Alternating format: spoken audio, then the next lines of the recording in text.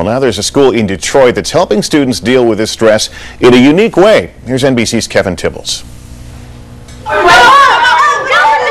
The boisterous kids at Detroit's Nataki Taliba School are really no different than any others, except perhaps for 10 minutes twice a day when all they hear is silence.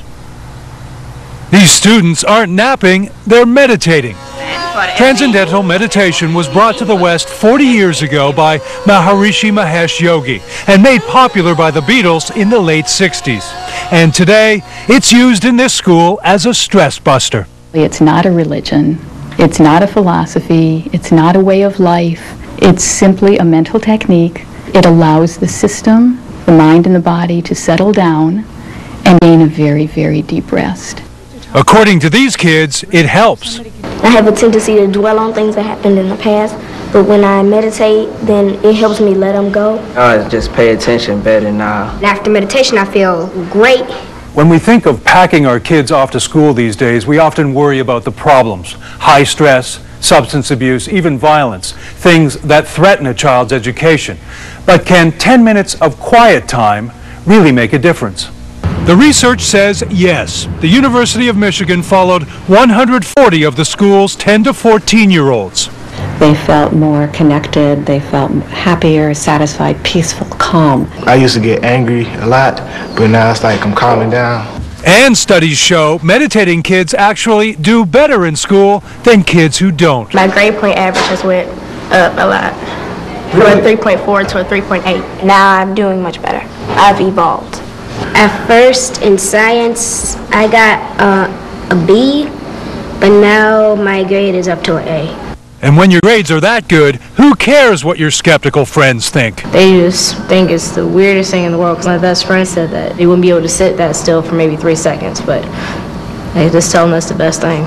For today, Kevin Tibbles, NBC News, Detroit. And joining us now is Nataki Taliba School Principal Carmen Anamdi. Carmen, good morning to you. Good morning, how are you? I'm great, thanks. Did this start out as a way to boost scores, or was your goal simply to get the kids focused? No, I learned to meditate about 30 years ago, and that was really the first time that I ever started thinking about stress and the impact that stress has on our behavior. So I thought, why not introduce this to 10-year-olds? If you notice now as adults, we're all in the bookstores getting the self-help books, and every time you read one you think, gee, I wish somebody had told me this when I was 10.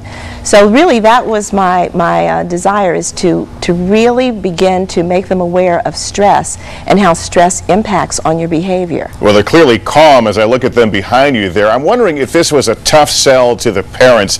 Does transcendental meditation have a religious connotation, for example, to some folks? No, not at all. We began the program 6 years ago, and there were 180 students at the time. There were only 8 families that did not allow their children to participate in the program. And I think it's the word meditation.